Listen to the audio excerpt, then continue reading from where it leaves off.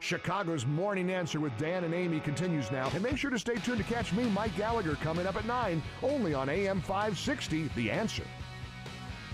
Good morning, Dan. And in for Amy this morning is Kristin McQueary, she of the Chicago Tribune editorial board. And we spent a lot of time talking about Trump Jr., his interview on Hannity yesterday, the Democrats, the law firm of Schiff, Schumer, and Kane doing their best to confuse the American public as to the difference between politics and criminal conduct, collusion being really a political word, not a legal term, and also necessarily talking about how the email chain that Donald Trump Jr. released yesterday, showing the communication between him and this British tabloid reporter turned PR flack to set this meeting with this Russian interest, how that went down, what he said, and does it undermine the Trump administration's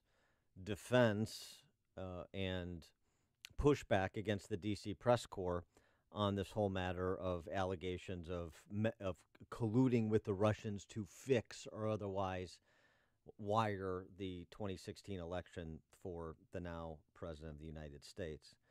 And then you have to ask the additional question, I think, Kristin, is what does this do in terms of distraction, diminishment of political capital for the president as it pertains to his policy agenda? Hey, remember that? Mm-hmm. Barely. I mean, it's not just his tweets now that are sidetracking healthcare reform, tax reform. Now he has this. Now his own son is involved in this to a deeper degree. Where credibility is important. So I don't know. We'll have to ask Congressman Roskam how much this latest glitch is impacting movement of policy on Capitol Hill. Why don't we do just that? We're pleased to be joined by the aforesaid Representative Peter Roskam, GOP congressman from the 6th District, the Western Burbs. Peter, thanks for joining us again. Appreciate it. Dan, Kristin, great to be with you guys. Thanks for having me on. So McConnell has pushed off the recess on the Senate side and trying to push towards a vote on Obamacare replace. But what is your read on where that is and add in the Donald Trump Jr. context? So the Donald Trump Jr. stuff is not helpful, obviously, but it's also, a little bit of a, as you guys were talking, it's a distraction and it's cumulative. So, you'd rather not have to deal with it, but it's there. Look, I think the Senate gets this done when push comes to shove, because the option of being a party that has campaigned against Obamacare and has made proposals about these changes, not being able to get that done, I think is just outrageous. So you're going to continue to see pressure on the Senate. The House had a couple, the bill got pulled back and so forth several times, and it was a pretty arduous, bumpy process. But when it all came down to it, it got out of the House. The Senate now is in a situation where, God bless them, they are now moving from professional critics, that is, senators telling you for months about what they won't do and what they don't like. Now, all of a sudden, they've got to step forward and say, all right, this is affirmatively what we're for. So I think McConnell's no fool. He's putting the August pressure on, saying we're getting this done or we're not going home. And for the what they're for part, would you suggest that what Cruz and Lee have proposed in the Senate to, from their perspective, and I think it makes some sense, to do a better job of reducing premiums, is to allow states to offer, providers, I should say, to offer plans that don't necessarily include all of the components required under Obamacare, as long as they have at least one offering that does. Is that something that in conference that you would receive you would receive in a welcoming fashion in the House? Yeah, let me put it this way. I think that the House has this product that it passed, that I voted for, and that I'm for. That said, if the Senate can improve this, if the Senate can deal with getting premiums lower, if the Senate can figure out a better approach in terms of taxes or any of these other things, let's take a look at it. And so here's what I think the good news is. You've got Senators Cruz and Lee, who in the past have not been actively participating, I would argue, over the past few years, they've been largely criticizing. Now they're actively participating. And these are two smart guys that know the score and they know what's going on. And the fact that they're in negotiating, proposing back and forth, I think is a good foreshadowing of what's to come. So you mentioned that, when push comes to shove, this will get out. But aren't we at shove? And what, aside from the two of them, what would you identify as the key members of the Senate who need to get on board with this? What are the key pressure points, both in terms of membership and issues at this point, that have to be resolved in the next few days?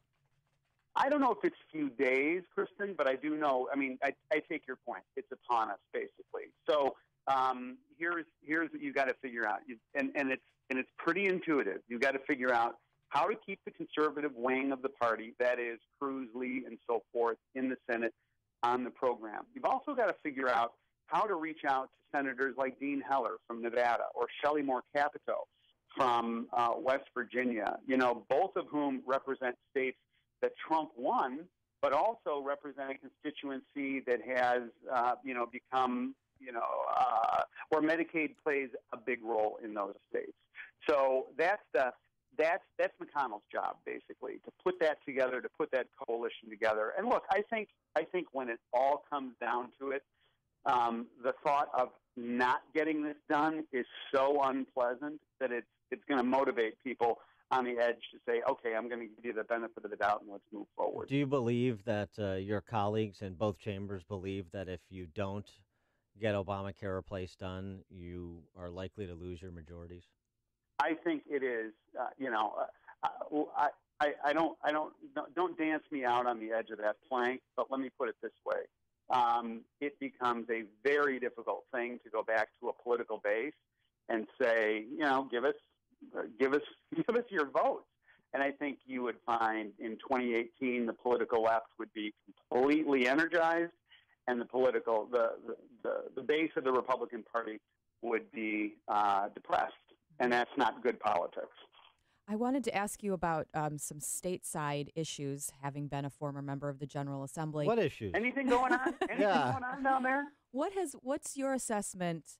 What's your bird's eye view on both Rauner and whether or not he has made some missteps, and the Republicans who flipped and actually supported an income tax hike in your state?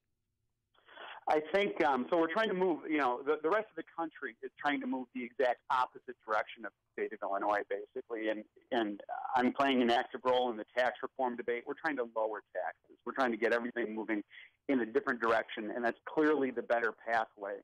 Now, were there some Republicans who voted for it and are complicit in the passage of that tax hike? Yes, there were. Could they have stopped it? Yes, they could have.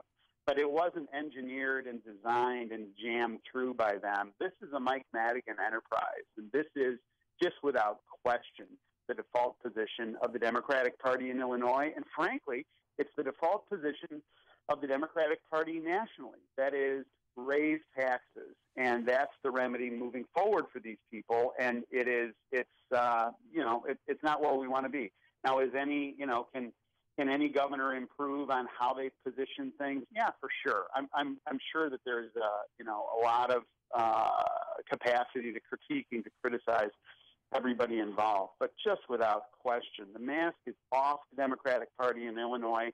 There's no pretense of reform, and when push comes to shove, they're sticking it to the taxpayers. And you've seen, Daily Herald had a piece where they were walking through the net on what it's going to cost an average middle-class family in the suburbs. And some of those numbers just took my breath away. So they're acting with impunity. They're doing it because they can, and it's a shame. And the name of the game is voters have to remember who did this in 2018. And there's been a lot of loose talk, as you've heard over the years and much more recently, about the prospect, because of Illinois' debt burden and unfunded liabilities, which are unfathomable, basically, that maybe we'll get a federal bailout.